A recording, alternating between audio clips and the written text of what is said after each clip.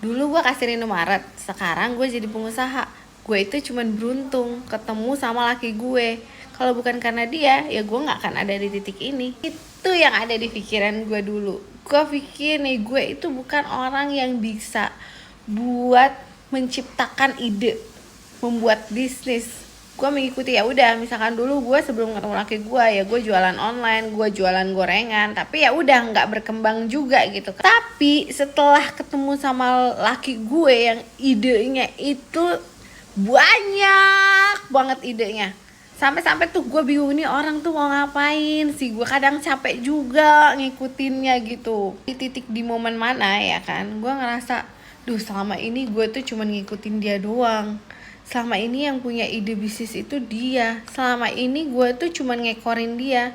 Tapi ternyata enggak, guys. Laki gue sebelum ketemu sama gue itu bisnisnya banyak banget, tapi nggak ada yang jalan. Dia dari mulai jualan bakso keliling di SD ya kan, terus jualan keripik pedes viral, terus dia juga join MLM. Banyak lagi bisnis-bisnis yang udah dia jalanin dari masa sekolah, dari SMP atau SMA gue lupa ya.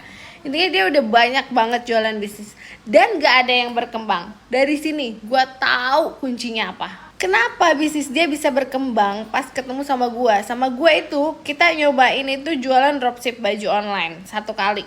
Itu nggak jalan memang karena kita nggak ada duit buat modal kan. Terus yang kedua kita jualan angkringan. Itu jualan angkringan cuma 1 bulan.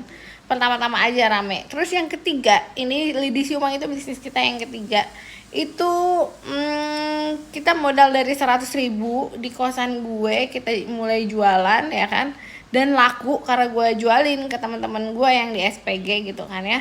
Nah dari situ bisnis yang ketiga itu nggak lama loh guys. Gue pacaran itu bulan Mei, Desember itu gue udah ketemu sama Lidi Siumang. Itu cuma 6 bulan gitu. Dan gak lama dari itu, 1 tahun kita udah bisa nikah. Meskipun sederhana, tapi kita pakai duit sendiri, nggak ngerepotin orang tua begitu. Baru sadar apa sih yang bikin kita itu bisa berkembang gitu. Sama-sama berkembang. Gue gak punya ide, dia punya ide, tapi ternyata ada something yang gue miliki. Di setiap keputusan besar yang kita buat, disitulah peran gue dibutuhkan sebagai penyeimbang. Nah jadi kita itu saling melengkapi. Dia gasnya, gue rem yang dimana dia selalu berpikir ke depan. Gue itu akan mempertahankan dan memastikan kalau jalan yang kita lagi lakuin ini bener-bener jalan yang harus kita lewatin gitu. Jadi kita akan sampai ke tujuan itu bisa lebih cepat dengan cara yang seperti itu. Kalau misalkan kita sama-sama egois, ya kita nggak akan ada di titik ini.